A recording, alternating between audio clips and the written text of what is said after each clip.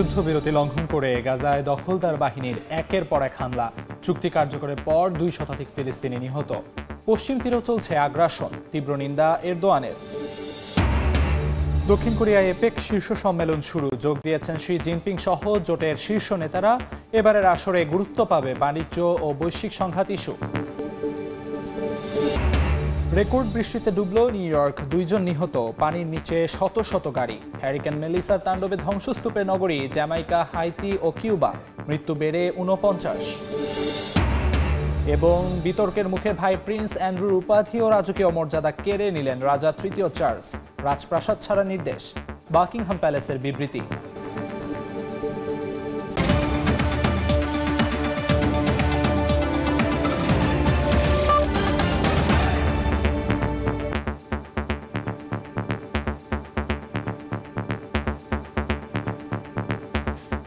আন্তর্জাতিক সময়ের সঙ্গে আছি আমি আমিরুল ইসলাম আলিফ। যুদ্ধবিরতির চুক্তি লঙ্ঘন করে গাজায় একের পর এক হামলা চালিয়ে যাচ্ছে দখলদার ইসরায়েল। গত 10 অক্টোবর চুক্তি কার্যকরের পর এ পর্যন্ত প্রাণ হারিয়েছেন 2 শতাধিক ফিলিস্তিনি।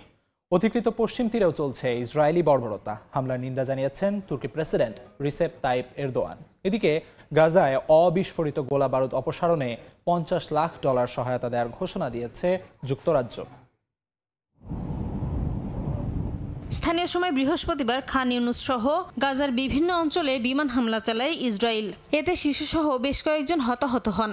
ধ্বংস হয়ে যায় বেশ কয়েকটি আবাসিক ভবন। গাজার স্বাস্থ্য মন্ত্রণালয়ের তথ্য বলছে, 10 অক্টোবর যুদ্ধবিরতি কার্যকর হওয়ার পর থেকে এ পর্যন্ত নেতানিয়াহু বাহিনীর হামলায় প্রাণ হারিয়েছেন 2 শতাধিক ফিলিস্তিনি। আহত হয়েছেন প্রায় 600।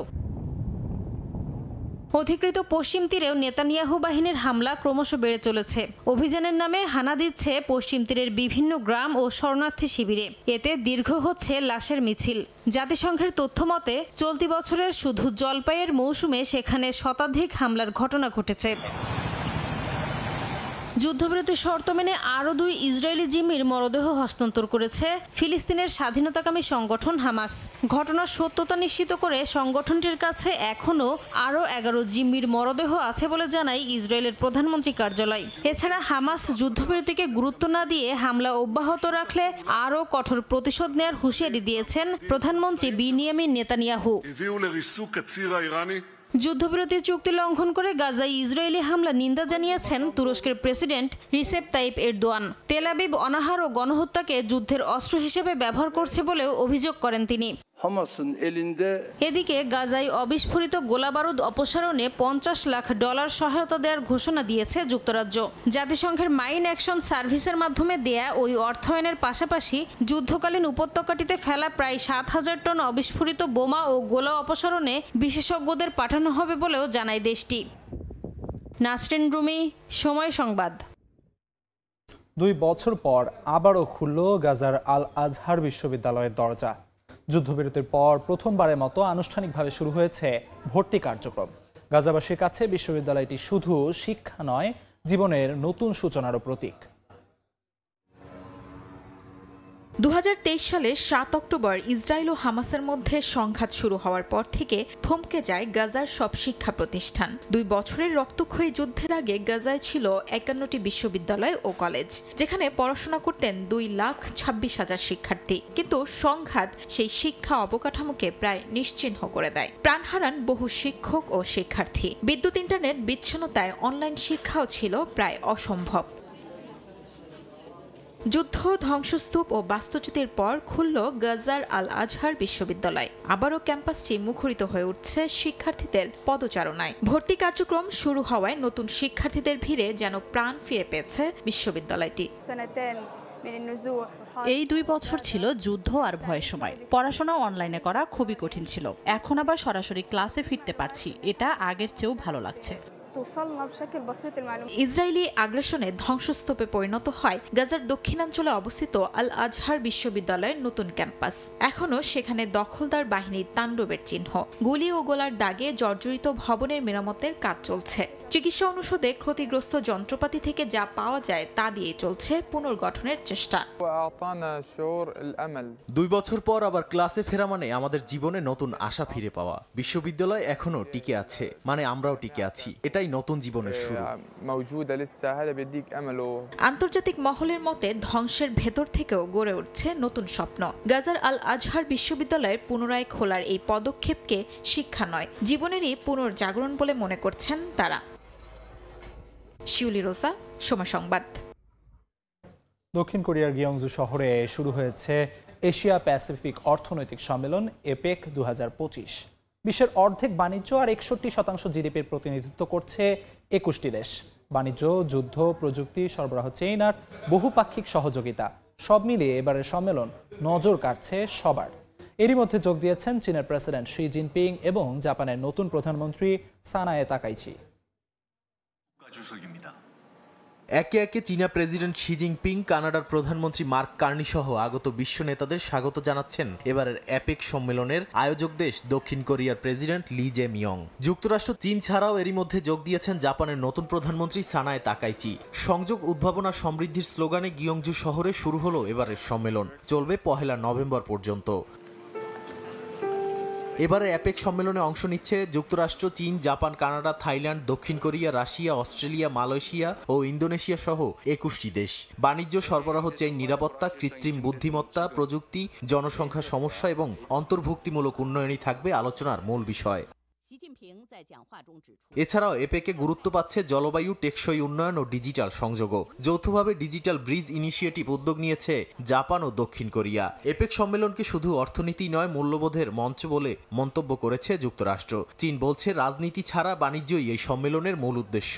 সবসময় এক হওয়া সম্ভব না হলেও যৌথ সমৃদ্ধির জন্য এক হয়ে কাজ করার তাগিদ দিচ্ছে দক্ষিণ কোরিয়া। নিয়মভিত্তিক মুক্ত বাণিজ্য আর বিনিয়োগের যুগ শেষ হয়েছে বলে এপেকে দেয়া বক্তব্যে বলেন কানাডার প্রধানমন্ত্রী মার্ক কার্নি। এছাড়াও আগামী দশকে যুক্তরাষ্ট্র ছাড়া অন্যান্য বাজারে রপ্তানি বাড়াতে চাইছে কানাডা। সম্মেলনের সাইডলাইনে আইএমএফ এর প্রধান ক্রিস্টালিনা জর্জিয়েভার সঙ্গে বৈঠক করেছেন প্রেসিডেন্ট লি জে মিয়ং। সম্মেলন চলাকালে দক্ষিণ কোরিয়ার রাজপথে বিক্ষোভ করেন সাধারণ মানুষ। সিওলের মার্কিন দূতাবাসের সামনে বিক্ষোভ প্রতিবাদে অংশ নেন শত শত মানুষ। দক্ষিণ কোরিয়া বিনিয়োগের বিনিময়ে আমদানি শুল্ক কমিয়ে যুক্তরাষ্ট্রের সঙ্গে যে চুক্তি করেছে তার তীব্র নিন্দা জানিয়েছে তারা। নাদিম মারজান, সময় সংবাদ। রেকর্ড বৃষ্টি আর ঝোড়ো হাওয়ায় অচল হয়ে পড়েছে যুক্তরাষ্ট্রের নিউ ইয়র্ক শহর। এতে এখন পর্যন্ত 2 জনের মৃত্যুর খবর পাওয়া গেছে। বৃহস্পতিবার শহরের বিভিন্ন সড়ক তলিয়ে যায় বৃষ্টির পানিতে। আটকে পড়ে শত শত যানবাহন। এতে ব্যাহত হয় যোগাযোগ ব্যবস্থা। জলাবদ্ধ এলাকা ও বিদ্যুতের লাইনের কাছ থেকে বাসিন্দাদের সতর্ক থাকার নির্দেশ দিয়েছে নগর কর্তৃপক্ষ। বৃহস্পতিবার ভোর থেকেই শুরু হয় ভারী বর্ষণ। এক পর্যায়ে যুক্তরাষ্ট্রের নিউ ইয়র্ক শহরের একাধিক সড়ক, বিশেষ করে ব্রুকলিন ও কুইন্স এলাকায় ডুবে যায় হাঁটু সমান পানিতে। টানা বৃষ্টিতে থমকে যায় জনজীবন। আবহাওয়া দপ্তর জানিয়েছে সেন্ট্রাল পার্কে একদিনে রেকর্ড 1.80 ইঞ্চি বৃষ্টি হয়েছে, যা 1917 সালের রেকর্ড ভেঙেছে। লাগুয়ার্ডিয়া বিমানবন্দরে পড়েছে 1.97 ইঞ্চি বৃষ্টি, যা 1955 সালের রেকর্ড ছাড়িয়েছে। এমন ভারী বৃষ্টিপাতের সঙ্গে প্রবল দমকা হাওয়াও বইছে শহর জুড়ে, যা চলবে শুক্রবার মধ্যরাত পর্যন্ত। নিউ ইয়র্ক শহর জরুরি বিভাগ বলছে প্রবল বৃষ্টি ও বাতাসে বেশ কিছু এলাকায় বিদ্যুৎ লাইন ছিঁড়ে পড়েছে। বাসিন্দাদের বন্যার পানি এড়িয়ে চলা এবং গাছপালা বা বিদ্যুতের খুঁটির কাছ থেকে দূরে থাকার আহ্বান জানানো হয়েছে। বৃষ্টির পানিতে আটকে পড়া যানবাহন সরাতে কাজ করে যাচ্ছে জরুরি সেবা সংস্থা ও দমকল বাহিনী। বৃষ্টিপাত অব্যাহত থাকতে পারে বলে সতর্ক দেশটির জাতীয় আবহাওয়া বিভাগ। দুর্ঘটনা এড়াতে জরুরি প্রয়োজন ছাড়া বাড়ির বাইরে না যাওয়ার নির্দেশ দিয়েছে স্থানীয় প্রশাসন। শিউলি রোজা, সময় সংবাদ। হ্যারিকেন মেলিসা তাণ্ডবে যেন মৃত্যুপুরীতে পরিণত হয়েছে ক্যারিবীয় দ্বীপ জ্যামাইকা, হাইতি ও কিউবা। মেলিসা তাণ্ডবে মৃতের সংখ্যা বেড়ে 49 জনে দাঁড়িয়েছে। সরকারি হিসেবে শুধু জ্যামাইকাতেই মারা গেছেন 19 জন, আর হাইতিতে নিহত 30। নিখোঁজ রয়েছেন অনেকে, ভেসে গেছে বহু ঘরবাড়ি। জ্যামাইকার ব্ল্যাক রিভার শহর যেন এখন পরিণত হয়েছে এক ধ্বংসস্তূপে। সেখানকার 90% বাড়িঘরের ছাদই উড়ে গেছে। বিদ্যুৎহীন হয়ে পড়েছে 70% এলাকা। ঝড়ের তাণ্ডবে ঘরবাড়ি হারিয়ে দিশেহারা বাসিন্দারা খাবার আর আশ্রয়ের খোঁজে ঘুরছেন দিকবিদিক। হারিকেন মেলিসার তাণ্ডবে ভয়াবহ পরিস্থিতির মুখে পড়েছে দেশটির ব্ল্যাক রিভার হাসপাতালও। ছাদ ধসে পড়ায় জরুরি বিভাগে ঢুকে পড়ছে পানি। এতে ব্যাহত হচ্ছে চিকিৎসা সেবা। আমি এখানে আছি, বাড়ি যেতে চাই। পরিবার কেমন আছে জানি না, যোগাযোগ করতে পারছি না। শুধু চাই আমার পরিবার জানুক আমি এবং সব রোগী নিরাপদ। পুরো ক্যারিবীয় অঞ্চলে দেখা দিয়েছে বিশুদ্ধ পানির সংকট, বাড়ছে রোগব্যাধির আশঙ্কা। ত্রাণ সংস্থাগুলোর মতে পুনর্গঠন কার্যক্রম শুরু হলেও স্বাভাবিক অবস্থায় ফিরতে সময় লাগবে অন্তত কয়েক মাস। মেলিসা সবচেয়ে ভয়াবহ আঘাত হানে হাইতিতে। পাহাড়ি ঢাল বেয়ে নেমে আসা কাদা ও পাথরের স্রোত মুহূর্তেই তলিয়ে যায় বাড়িঘর। দেশটির পশ্চিমাঞ্চলের পেটি গোয়াফ শহর সবচেয়ে বেশি ক্ষতিগ্রস্ত হয়। উদ্ধারকারী দল কাদা পানি পেরিয়ে উদ্ধার অভিযান চালাচ্ছে। তবে পাহাড়ি এলাকার সংযোগ বিচ্ছিন্ন থাকায় বাধাগ্রস্ত হচ্ছে ত্রাণ তৎপরতা। নিহত হয়েছেন বেশ কয়েকজন। নিখোঁজদের উদ্ধারে চলছে অভিযান। অন্যদিকে কিউবার সান্তিয়াগো শহরেও দেখা দিয়েছে মেলিসার ভয়াবহতার ছাপ। প্রায় 1,40,000 মানুষ যোগাযোগ বিচ্ছিন্ন হয়ে পড়েছে। ধ্বংস হয়ে গেছে বহু ঘরবাড়ি, রাস্তা ও বিদ্যুৎ অবকাঠামো। এরই মধ্যে ক্ষতিগ্রস্ত এলাকায় জরুরি ত্রাণ ও উদ্ধার কার্যক্রম শুরু করেছে বিভিন্ন আন্তর্জাতিক সংস্থা। ইয়াসমিন অনন্যা, সময় সংবাদ। অবশেষে যুদ্ধবিরতি চালিয়ে যাওয়ার বিষয়ে একমত হয়েছে পাকিস্তান ও আফগানিস্তান। তুরস্ক ও কাতারের মধ্যস্থতায় ইস্তাম্বুলে অনুষ্ঠিত আলোচনায় শুক্রবার থেকে পুনরায় কার্যকরের সিদ্ধান্ত নেওয়া হয়। এক যৌথ বিবৃতিতে জানানো হয়, আগামী 6 নভেম্বরের বৈঠকে দুপক্ষের মধ্যে শান্তিরক্ষায় আরও বিধান রেখে যুদ্ধবিরতির চুক্তি চূড়ান্ত করা হবে, যেখানে শর্ত ভঙ্গ করলে থাকবে সাজার বিধান। এদিকে ভারতের সঙ্গে তীব্র উত্তেজনার মধ্যেই শিখদের ধর্মীয় অনুষ্ঠান উপলক্ষে 2100 জনেরও বেশি ভারতীয়কে ভিসা দিয়েছে নয়াদিল্লির পাকিস্তান হাইকমিশন। রক্তক্ষয়ী সংঘাতে বিপর্যস্ত দক্ষিণ এশিয়ার প্রতিবেশী দুই দেশ আফগানিস্তান ও পাকিস্তান শান্তিরক্ষার বিষয়ে সম্মতি জানিয়েছে। স্থানীয় সময় শুক্রবার থেকে দুদেশের মধ্যে যুদ্ধবিরতি আবারও কার্যকর হবে। তুরস্ক ও কাতারের মধ্যস্থতায় ইস্তানবুলে পাকিস্তান ও আফগান তালিবান প্রতিনিধিদের আলোচনার পর দুদেশ যুদ্ধবিরতি চালিয়ে যাওয়ার বিষয়ে সম্মত হয়। আলোচনার পর এক যৌথ বিবৃতিতে জানানো হয়, শান্তিরক্ষায় আরও বিস্তারিত নিয়ম নির্ধারণ করা হবে, যা আগামী 6 নভেম্বরের বৈঠকে চূড়ান্ত করা হবে। দুদেশের মধ্যে কোনো একটি দেশ শর্ত ভঙ্গ করলে শাস্তির বিধান রাখা হবে বলেও জানানো হয়। এদিকে শান্তিরক্ষার আলোচনায় দুদেশের অংশগ্রহণের প্রশংসা করেছে তুরস্ক ও কাতার সরকার। এ সময় পাকিস্তান ও আফগানিস্তানে স্থায়ী শান্তি ও স্থিতিশীলতার জন্য সহযোগিতা অব্যাহত রাখা হবে বলেও জানান তারা। চলতি মাসে পাকিস্তান ও আফগান সীমান্তে একাধিক সংঘাতের ঘটনা ঘটে। হামলা পাল্টা হামলায় বহু মানুষের প্রাণ হারানোর পর 19 অক্টোবর উভয় পক্ষ দোহাতে যুদ্ধবিরতিতে সম্মত হয়, যা পরবর্তীতে আবারও সহিংসতায় রূপ নিলে পুনরায় দুপক্ষকে নিয়ে আলোচনায় বসে মধ্যস্থতাকারী দেশ কাতার ও তুরস্ক। এদিকে পাকিস্তান আফগানিস্তান উত্তেজনার মধ্যেই শিখদের ধর্মীয় অনুষ্ঠান উপলক্ষে 2000-এর বেশি ভারতীয় শিখ ধর্মাবলম্বীকে ভিসা প্রদান করেছে নয়াদিল্লির পাকিস্তান হাইকমিশন। ধর্মীয় উৎসব ঘিরে নাশকতা এড়াতে পাকিস্তান জুড়ে নিরাপত্তা ব্যবস্থাও জোরদার করা হয়েছে। নাসরিন রুমি, সময় সংবাদ। বিতর্কের মুখে ভাই প্রিন্স অ্যান্ড্রুর উপাধি ও রাজকীয় মর্যাদা কেড়ে নিলেন রাজা তৃতীয় চার্লস। একই সঙ্গে উইন্ডসরের রয়্যাল লজ প্রাসাদ ছাড়ারও নির্দেশ দেওয়া হয়েছে। স্থানীয় সময় বৃহস্পতিবার এই বিবৃতিতে তথ্য নিশ্চিত করেছে বাকিংহাম প্যালেস। যৌন অপরাধী জেফ্রি এপস্টাইনের সঙ্গে ঘনিষ্ঠ সম্পর্ক ভার্জিনিয়া গ্রিফের লেখা বইয়ে যৌন নির্যাতনের অভিযোগ ওঠার পর বিতর্কের মুখে কঠোর এই সিদ্ধান্ত নিল রাজপরিবার। কুখ্যাত মার্কিন যৌন অপরাধী জেফ্রি এপস্টাইনের সঙ্গে ঘনিষ্ঠ সম্পর্কের অভিযোগ ওঠার পর গত কয়েক সপ্তাহ ধরে প্রিন্স অ্যান্ড্রুকে নিয়ে চলছিল নানা বিতর্ক। সেই বিতর্কের আগুনে ঘি ঢালে জেফ্রি এপস্টাইনের ঘনিষ্ঠ ভার্জিনিয়া গ্রিফের লেখা আত্মজীবনীমূলক বই নোবডিজ গার্ল। ব্রিটিশ রাজা তৃতীয় চার্লসের ভাই প্রিন্স অ্যান্ড্রুকে নিয়ে শুরু হয় তীব্র সমালোচনা। গত কয়েকদিন ধরেই গুঞ্জন চলছে রাজা চার্লস হয়তো তার ভাইকে রাজবাড়ি থেকে বের করে দিতে পারেন। অবশেষে সেই গুঞ্জনই সত্যি হলো। স্থানীয় সময় বৃহস্পতিবার এক বিবৃতিতে বাকিংহাম প্যালেস জানায়, রাজা চার্লস আনুষ্ঠানিকভাবে প্রিন্স অ্যান্ড্রোর সব রাজকীয় উপাধি ও মর্যাদা বাতিল করেছেন। এখন থেকে তিনি অ্যান্ড্রো মাউন্টব্যাটেন উইন্ডসর নামে পরিচিত হবেন। প্রাসাদ ছাড়ার জন্য আনুষ্ঠানিকভাবে তাকে নোটিশও পাঠানো হয়েছে, যেখানে তিনি 2004 সাল থেকে বসবাস করছিলেন।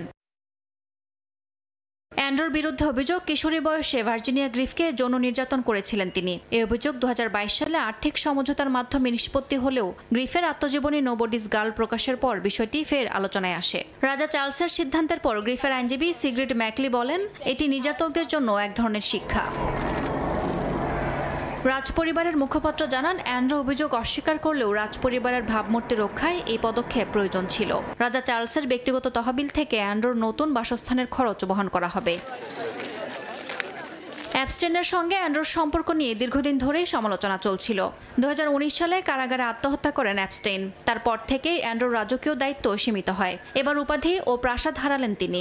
রাজপরিবারের ইতিহাসে এক নজিরবিহীন সিদ্ধান্ত হিসেবে দেখা হচ্ছে এই পদক্ষেপকে। ইয়াসমিন অনন্যা, সময় সংবাদ। কয়েক মাসের মাথায় পর্তুগালে দুর্বৃত্তের হামলায় প্রাণ হারালেন আরও এক প্রবাসী বাংলাদেশি।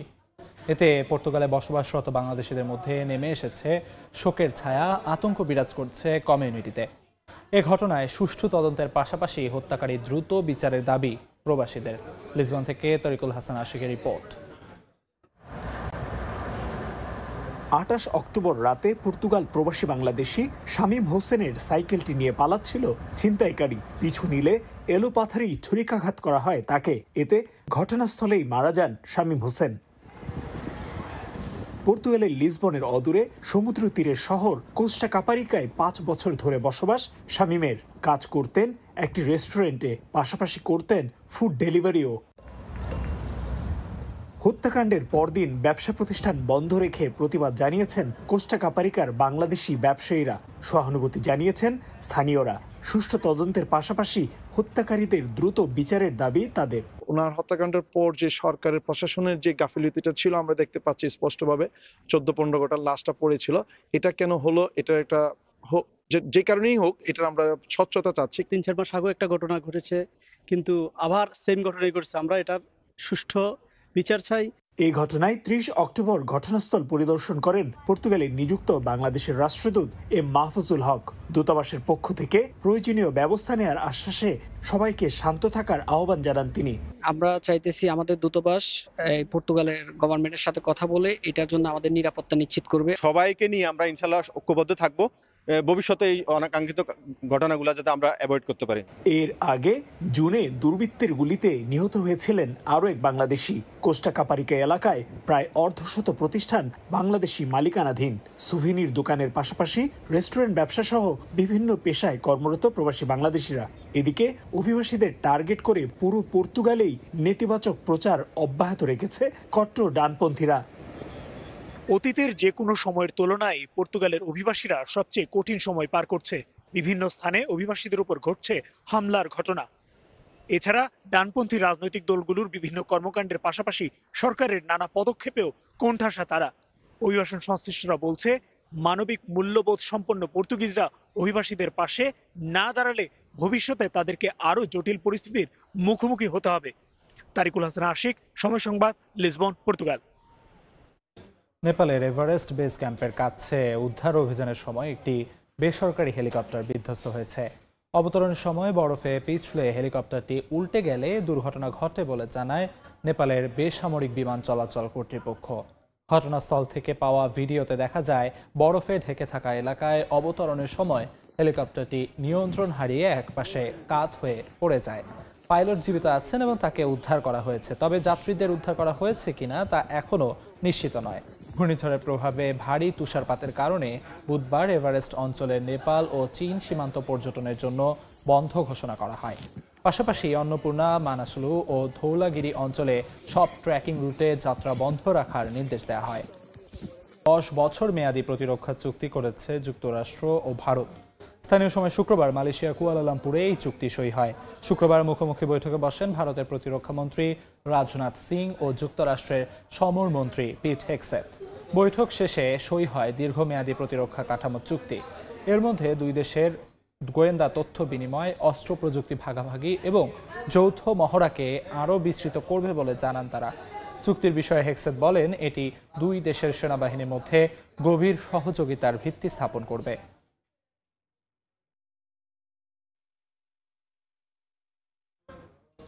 1,25,000 থেকে কমিয়ে 7,500 শরণার্থীকে আশ্রয় দেওয়ার সিদ্ধান্ত নিয়েছে যুক্তরাষ্ট্র।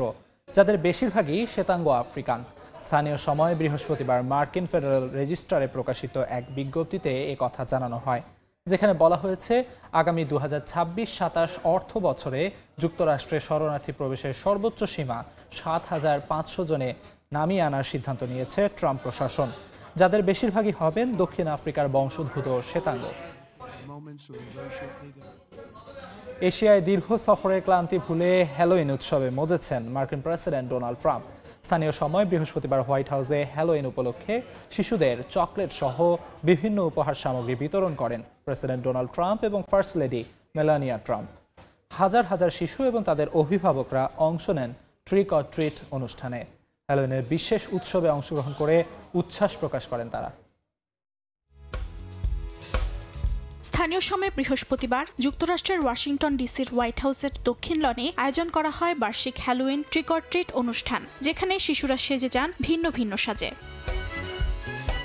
কার্টুন চরিত্র, সিনেমার চরিত্র, এমনকি ট্রাম্পের নিজস্ব পোশাকে সাজেন অনেকে। বিশেষ এই অনুষ্ঠানে ট্রাম্প দম্পতি মিষ্টি বিতরণ করেন, অটোগ্রাফ দেওয়ার পাশাপাশি শিশুদের সঙ্গে হ্যালোইন উৎসবের আনন্দ ভাগ করে নেন। শিশুদের জন্য আয়োজনের প্রতিটি খুঁটিনাটি কার্যক্রমে ফুটে উঠেছিল আনন্দ এবং উৎসবের রঙিন আবহ। অনুষ্ঠানে শুধু সাধারণ দর্শক নয়, দেশটির সেনাবাহিনীর পরিবারের সদস্য, আইন প্রয়োগকারী সংস্থার পরিবার এবং প্রশাসনের কর্মকর্তারা তাদের সন্তানদের সঙ্গে উপস্থিত ছিলেন। ট্রিক অর ট্রিট অনুষ্ঠানে শিশুদের জন্য নানা ধরনের পুতুল ও খেলনা বিতরণ করা হয়। পাশাপাশি বড় কুমড়োর ফটো জোনের আয়োজন করে দেশটির কৃষি দফতর। এছাড়াও ঐতিহ্যবাহী ও আধুনিক সঙ্গীত পরিবেশন করা হয় হ্যালোইনের এই বিশেষ দিনে। অর্জিতা শাহজিন, সময় সংবাদ। ইরাকের দক্ষিণাঞ্চলে জলবায়ু পরিবর্তনের ফলে হারিয়ে যাচ্ছে একের পর এক প্রাচীন নিদর্শন। উরের রাজকীয় সমাধি থেকে শুরু করে ব্যাবিলনের ঐতিহাসিক স্থাপনা, সব জায়গায় দেখা দিয়েছে ক্ষয়ের ছাপ। প্রত্নতত্ত্ববিদদের আশঙ্কা, লবণাক্ততা ও ভূগর্ভস্থ পানির মাত্রা বাড়তে থাকলে বিলীন হয়ে যেতে পারে কয়েক হাজার বছরের ইতিহাস। নাসিরিয়া প্রদেশের মরুভূমির বুকে দাঁড়িয়ে আছে 4000 বছরের পুরানো উর নগরী। একসময় চন্দ্রদেব নান্নার উদ্দেশ্যে নির্মিত এই জিগুরাত ছিল সুমেরীয় সভ্যতার ধর্মীয় প্রাণকেন্দ্র। এখন সেই পিরামিডকৃতি স্থাপনা ক্ষয় হয়ে যাচ্ছে বালির ডানা আর উত্তরের ঝোড়ো হাওয়ার দাপটে। দক্ষিণ ইরাকের উর নগরীর রাজকীয় সমাধিক্ষেত্রে দেখা মিলছে লবণের সাদা আস্তর। প্রত্নতত্ত্ব বিভাগের পরিদর্শকদের মতে জলবায়ু পরিবর্তনের কারণে তাপমাত্রা বৃদ্ধি ও ভূগর্ভস্থ পানিতে লবণাক্ততা বেড়ে যাওয়ায় মাটির ইট ধীরে ধীরে নরম হয়ে পড়ছে। এই ক্ষয়ই একসময় পুরো সমাধিক্ষেত্র ধসিয়ে দিতে পারে বলে মনে করছেন তারা। বৈশ্বিক উষ্ণতা ও জলবায়ু পরিবর্তনের কারণে উরের রাজকীয় সমাধিসহ শহরের গুরুত্বপূর্ণ স্থাপনাগুলো ধ্বংসের মুখে। লবণাক্ততা, উঁচু ভূগর্ভস্থ জলস্তর, তীব্র গরম ও খরা স্থাপনাগুলোর জন্য মারাত্মক হুমকি। অন্যদিকে উরের জিগুরাতের দ্বিতীয় স্তরও এখন ঝুঁকির মুখে বলে জানান প্রত্নতত্ত্ববিদরা। ব্রিটিশ প্রত্নতত্ত্ববিদ লিওনার্ড উলির খননে পাওয়া 27 মিটার উচ্চতার স্থাপনাটি এখন টিকে আছে মাত্র 17 মিটারে। বালি আর উত্তরের বাতাসে ক্ষয়ে যাচ্ছে উত্তর দিকের দেয়াল, বিশেষ করে ডুবলাল মাখ মন্দির ও রাজকীয় কবর এলাকাগুলো। ব্যাবিলনের প্রত্নস্থাপনাগুলোর অবস্থাও একই রকম নাজুক। ইরাকের সংস্কৃতি, পর্যটন ও প্রত্নতত্ত্ব মন্ত্রণালয়ের মহাপরিচালক ডক্টর মন্তাসের আল হাসনাভি জানান, প্রাচীন ইট ও পাথরের গাঁথুনি একসময়কার কম লবণাক্ত মাটিতে টেকসই ছিল, কিন্তু 80-র দশকের ভুল পুনর্নির্মাণ প্রক্রিয়া আজ সেগুলোকে আরও দুর্বল করেছে। বাড়তি লবণাক্ততা ভূগর্ভস্থ শহরগুলোকেও ধ্বংস করে দিতে পারে বলে আশঙ্কা তার। ইয়াসমিন অনন্যা, সময় সংবাদ। জলবায়ু পরিবর্তন ও তাপমাত্রা বৃদ্ধির কারণে প্রায় বিলুপ্তির পথে চীনের লোমশ কাঁকড়া। ঘূর্ণিঝড় সহ নানা প্রাকৃতিক দুর্যোগের কারণে ব্যাহত হচ্ছে উৎপাদন। চাষিরা বলছেন, টানা 3 বছর ক্ষতির পর এবার তাদের একমাত্র ভরসা স্বাভাবিক আবহাওয়ার প্রত্যাবর্তন। প্রযুক্তি নির্ভর, লাভজনক এবং পরিবেশ বান্ধব কৃষি মডেলের অনন্য এক উদাহরণ চীনের কাঁকড়া চাষ। শুধু স্থানীয় খাবারের সংস্কৃতি নয়, রপ্তানি করে দেশের অর্থনীতিতেও গুরুত্বপূর্ণ ভূমিকা রাখছে এই খাত। তবে দেশটির বেশ কিছু স্থানে এই শিল্পের নানা প্রতিকূলতার সঙ্গে লড়াই করতে হচ্ছে চাষিদের। চীনের জিয়াংসু প্রদেশে ইয়াংচে হ্রদে লোমশ কাঁকড়া চাষিরা টানা ৩ বছর ধরে অস্বাভাবিক গরম আর দীর্ঘ গ্রীষ্মের সঙ্গে লড়াই করছেন। ২০২২ সাল থেকে বাড়তি তাপমাত্রায় ব্যাহত হচ্ছে প্রজনন চক্র। কাঁকড়া পরিপক্ক হতে দেরি করছে। শরতে ঠান্ডা না পড়ায় কাঁকড়ার বৃদ্ধি দীর্ঘ হচ্ছে, কমছে উৎপাদন আর আয়। তাপদাহের পাশাপাশি ঝড় বন্যার ক্ষতিও সামলাতে হচ্ছে চাষিদের। গত বছর টাইফুন বেবিঙ্কা তাদের খামারের জাল ও অক্সিজেন সরবরাহ ব্যবস্থা ধ্বংস করে দেয়। মারা যায় বিপুল পরিমাণ কাঁকড়া। কেউ কেউ পানিতে বরফ ফেলে তাপমাত্রা কমানোর চেষ্টা করলেও প্রকৃতির সঙ্গে সেই লড়াই বেশি দিন টেকেনি। চীনা লোমশ কাঁকড়া বিশ্বের অন্যতম দামি খাদ্যপণ্য। নরম মাংস আর সোনালী ডিমের জন্য এটি রপ্তানি হয় জাপান ও সিঙ্গাপুর পর্যন্ত। তবে এ প্রজাতি বড় করতে যত্ন লাগে। প্রতি মৌসুমে 5 বার খোলস বদলে পূর্ণতা পায়, কিন্তু চলতি বছরে 40 ডিগ্রির বেশি গরমে অনেক কাঁকড়া সেই প্রক্রিয়াতেই মারা গেছে। আমরা প্রতি বছর ভালো আবহাওয়া আর বৃষ্টির প্রার্থনা করি। এই বছর গ্রীষ্মের তাপমাত্রা ঠিকই ছিল, কিন্তু শরতে ঠান্ডা নামেনি। এ কারণে কাঁকড়ার পূর্ণতা আসতে দেরি হয়েছে।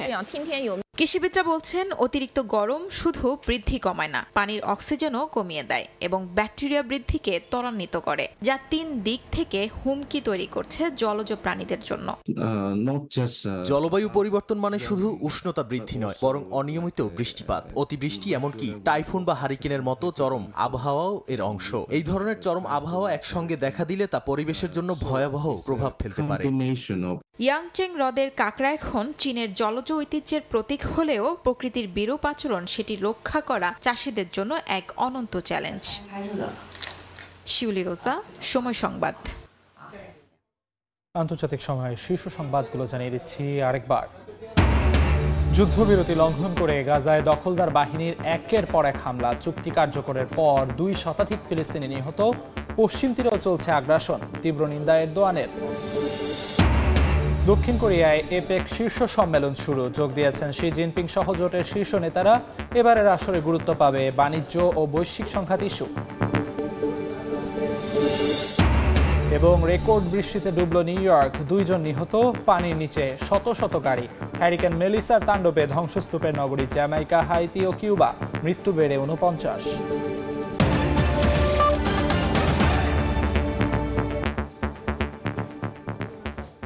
এই ছিল আন্তর্জাতিক সময়ে। এরপর বিকেল 5টার সময় সংবাদ নিয়ে আসছি কিছুক্ষণ পর। সঙ্গে থাকুন সময়ে।